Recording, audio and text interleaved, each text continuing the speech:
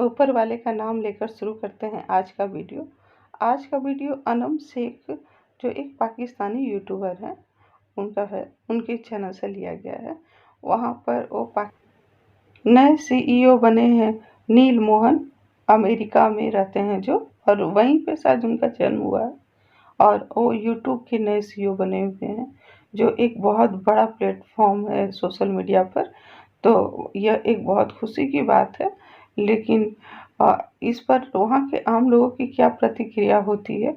मुझे जहाँ तक लगता है कि पाकिस्तान में लगभग अब आम जनता ये अवेयर हो चुकी है कि भारत की इकोनॉमी व्यवस्था पाकिस्तान से थोड़ी बेहतर है और एजुकेशन व्यवस्था थोड़ी बेहतर है। तो चलिए देखते हैं उनकी क्या सोच है। वैसे एजुकेशन का मतलब केवल अगर ऐसा है कि हम ज़्यादा से ज़्यादा पढ़ाई करके और नौकरी कर लें और फिर एक निश्चित सैलरी पाते रहें, तो ऐसी एजुकेशन व्यवस्था से केवल आप कुछ बड़े बड़े पोस्ट पर जा सकते हैं, जबकि कुछ रिसर्च होना चाहिए जो कि मानवता के भलाई के लिए हो और बड़े बड़े उद्योग लगा करके लोगों को रोजगार दे बात सके। करूँ गूगल के सीईओ की सबसे पहले तो पता है कौन है? मैडम गूगल का सीईओ तो नहीं पता मुझे। नहीं। अच्छा कौन है? इंडियन है कोई। अरे वाह, सर को पता है। क्या पता है गूगल के सीईओ के बारे में? बस इतना पता है कि इंडियन है, काफ़ी मतलब सीईओ। अच्छा मैं पूछती हूँ ट्विटर का कौन है पता है? वो मुझे पता है। ट्विटर का सीईओ जो है ना, ये एलन मस्क है। एलन सीईओ नहीं है, वो ऑनर है। जो सीईओ है वो इंडियन है।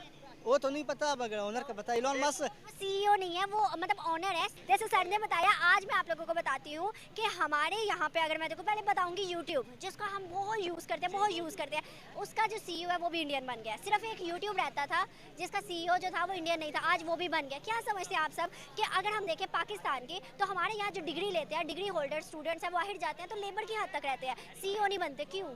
क्योंकि वहाँ जो इसने जो बनाई हुई ने आईटी का यूनिवर्सिटी बनाई थी, पहले पाकिस्तान में उनका प्लान था, हमने जो सुना था। इसके बाद वो यहाँ कुछ सियासी मसाइल वगैरह की वजह से वो बाद में बेंगलोर इंडिया शिफ्ट हो गई थी, जिसकी वजह से फिर दायरा जहाँ तालीम होगी, जहाँ यूनिवर्सिटीज़ होंगी, वहीं से फिर सारा निकलेगा। आजकल इंडिया का अरबों मतलब डॉलर में उनका आईटी का हो रहा है, और पाकिस्तान का तो आईटी का बिल्कुल भी जीरो है। बिल्कुल जीरो है। आप क्या समझते हैं? मैडम देखिए, हमारे पाकिस्तान में जो है ना तालीम का कमी है, ना यूनिवर्सिटियों का कमी है, और किसी चीज़ का कमी, ना टैलेंट का कमी है।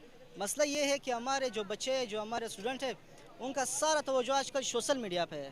तलीम की बात करूँ कि आपने कहा है तलीम की कमी नहीं है। तलीम कौन सी मिल रही है? अगर हम देखें, हमारी वही किताबें हैं 10 साल पहले, 20 साल पहले जो हमारे बड़ी सिस्टर या बड़े ब्रदर ने पढ़ी होती हैं। क्या समझते हैं, ऐसी तलीम हमें मिल रही है? ऐसे भी नहीं होना चाहिए, थोड़ा इसमें चेंज होना चाहिए। जो आजकल के जो दुनिया चल रहा है उसके साथ हमारे जो तालीमी निज़ाम है, जो हमारे बुक से जो बच्चे पढ़ाते हैं, हम खुद जो थे ना, हम स्कूल में 1993 की किताबें पढ़ते थे। आप क्या कह रहे हैं? असल में हमारे ये जो होता है ना, रट्टा है।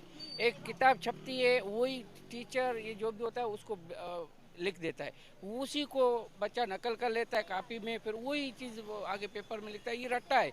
मेरी बेटी है, खुद यूनिवर्सिटी में पढ़ती है ना, वो मैं देखता है तो बुड़बड़ाती है, क्या कर रही हो? तो सब ऐसे मैंने ये तालीम है, ये तो इससे क्या, ये बात तो करूं? आपने याद भी कर लिया तो 2 साल बाद कौन याद रहेगा? अगर मैं बात करूँ ना दुनिया की, चलो दुनिया को छोड़ो, हमारे पड़ोसी मुल्क इंडिया जहाँ से हम निकले थे, वहाँ पर प्रैक्टिकल है। प्रैक्टिकल किस तरह है? वहाँ पर रट्टा नहीं पढ़ाया जाता। हम देखें, और वहाँ की आपको पता है, वहाँ के जो भी करंट जो प्राइम मिनिस्टर मोदी, उनकी स्टेटमेंट थी, उन्होंने कहा था कि भाई पाकिस्तान से कोई डिग्री लेके आए ना तो रिजेक्ट कर दो। क्यों?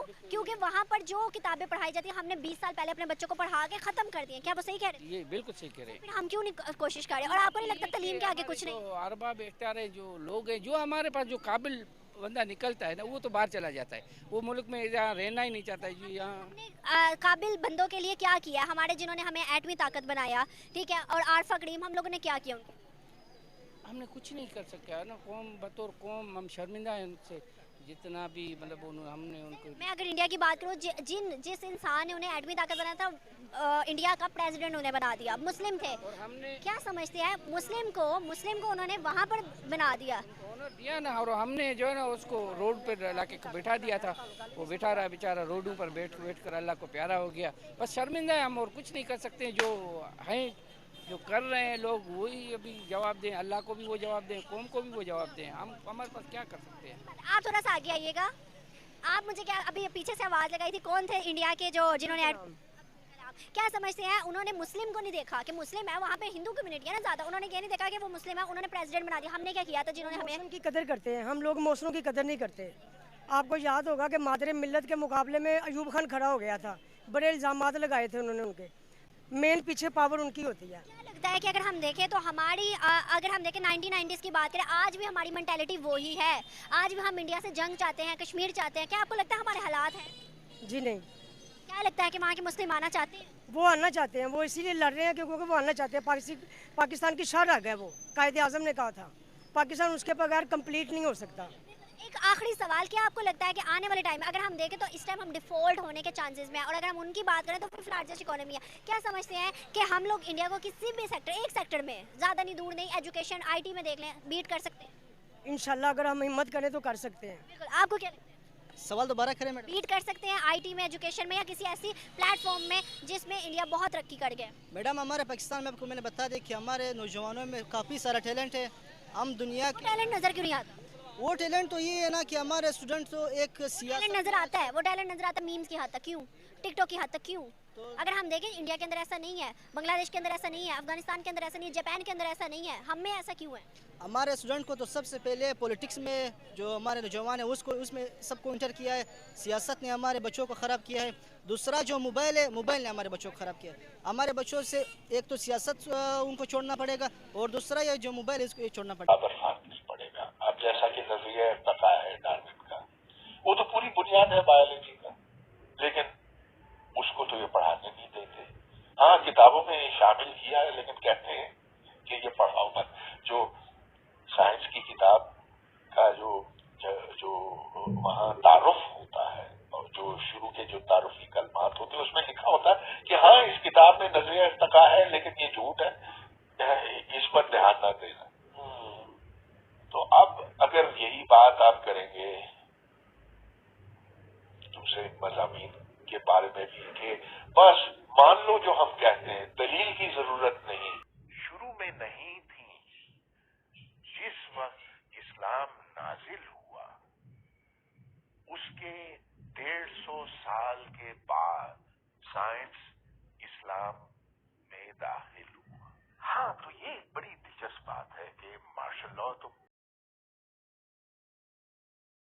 की बात यह है कि मैं एक्टर बना क्योंकि मैं जब 6th या 7th स्टैंडर्ड में था मुझे पता लगा कि एक्टिंग बनने के लिए पढ़ाई की ज़रूरत नहीं होती, और मैं स्कूल में बहुत बुरा स्टूडेंट था। तो I think that was the first time I realise कि मुझे एक्टिंग करना चाहिए, मुझे एक्टर बनना चाहिए, क्योंकि इसमें कोई पढ़ाई इन्वॉल्व नहीं है। मेरे फैमिली में सब जो मेल्स हैं उन्होंने स्कूल भी पास नहीं किया। मेरे फादर 7th स्टैंडर्ड फेल थे, मेरे चाचा 6th स्टैंडर्ड फेल थे, मेरे ताया 9th। इंडियन यूथ के ज़्यादातर बच्चे जो अभी यंग है उनके आइडियल ये हैं, और इनकी ऐसी बातें सोचकर वो तो हमेशा अपने माँ पापा को ही कोसेंगे कि पढ़ाई लिखाई का क्या करना है, अगर आपने बहुत सारा पैसा कमा दिया होता तो हम भी ऐसी ज़िंदगी जीते। और आपको लग रहा है इनकी ज़िंदगी में पढ़ाई की कोई इम्पोर्टेंस है? नहीं। अच्छी भाषा इंग्लिश आनी चाहिए, और आप किसी के साथ आप रहिए भाषा सीखने के लिए, तो भाषा आप बिना पढ़े लिखे भी सीख सकते हैं। उसके लिए मैथ्स, इंग्लिश, हिंदी और साइंस पढ़ने की ज़रूरत नहीं होती है। भाषा आप किसी बच्चे के साथ रहिए, दूसरे भाषा वाले, तो आप बहुत सारी भाषा उसकी सीख जाते हैं। तो अंग्रेजी के गिटफिट के प्रभाव में नहीं आना चाहिए। और जहाँ तक रही बात आपके यहाँ की शिक्षा व्यवस्था की, तो आपने खुद ही देखा, वहाँ के लोग ही बता रहे कि शिक्षा व्यवस्था ऐसे क्यों है। भारत में सरकार 10 साल पे लगभग हर बार सिलेबस चेंज करती है, इसलिए नए चीज़ जो इंक्लूड होते हैं और पुराने। अभी तत्कालीन समय में कोई बेसिक शिक्षा अधिकारी किसी स्कूल में गए इंस्पेक्शन करने के लिए, तो क्लास 11th की क्लास में वो गए, तो बच्चों ने बड़ा नमस्कार किया और बच्चे बड़े तैयार होकर बैठे थे। आगे एक लड़का बैठा था, उन्होंने उस लड़के से पूछा कि बेटा ये बताओ कि शंकर जी का धनुष किसने तोड़ा? उसने कहा सर मैंने नहीं तोड़ा। उन्होंने क्लास टीचर की तरफ देखा, क्या बोल रहे हैं? क्लास टीचर ने कहा सर किसी ने तोड़ा होगा सर, हम सर जानबूझ के इसको आगे बैठाए थे सर, ये बहुत बदतमीज लड़का है क्लास का, और हमने इसको जानबूझ के आगे बैठाया था कि ये कोई बदतमीजी ना करने पाए, लेकिन देखिए कुछ ना कुछ बदतमीजी, पता नहीं है बदतमीज कैसे कर गया सर, और तोड़ा इसी ने होगा। बेसिक शिक्षा अधिकारी को बड़ा झटका लगा कि यार ये टीचर क्या बोल रहा है। वो बेचारे प्रिंसिपल के पास चले गए, यार अजीब ड्रामा है तुम्हारे स्कूल में। मैंने एक स्टूडेंट से पूछा शिशु का धनुष किसने तोड़ा? वो कह रहा मैंने नहीं तोड़ा। ये तुम्हारा टीचर कहता है कि साहब इसलिए तोड़ा होगा, ये बहुत बदतमीज से लड़का है। ये क्या ड्रामा है तुम्हारे स्कूल में? ये स्टैंडर्ड है? अभी तत्कालीन समय में कोई जहाँ आपका समाज 7 साल की उम्र से लेकर के और अपने पूरे उम्र में 5 बार अपने ऊपर वाले को याद करता है और उनके अपने कोर्स को, अपनी बुक को वो 1 बार, 2 बार, 3 बार, 5 बार पढ़ता है, वही 12 क्लास का हमारे समाज का बच्चा आप देखिए कि उसे ये नहीं मालूम कि शिव का धनुष किसने तोड़ा। मेरी उम्र भी है, लेकिन उस बावजूद मुझे बोलने में डर लगता है कि यह रामायण का शायद इंसिडेंट है जिसमें कि राम जी ने शिव जी का धनुष तोड़ा था। और ये एक सच्ची घटना है। आप किसी 12 के बच्चे को अगर पूछिएगा तो अगर वो रामानंद की रामायण नहीं देखा होगा तो वो नहीं बता पाएगा। महाभारत तो खैर एक मुस्लिम व्यक्ति ने संवाद लिखा जो भारतीय संस्कृति को थोड़ा समझता था, लेकिन अरबी कल्चर का आदमी था, तो इसलिए उनके संवाद में थोड़े से अप डाउन मिलते हैं, लेकिन आम आदमी नहीं समझ पाएगा। लेकिन रामायण अगर ना होता तो हिंदू समाज नहीं होता। आप गुरुकुलों की स्थिति देखिए, संख्या देखिए, मदरसों की संख्या।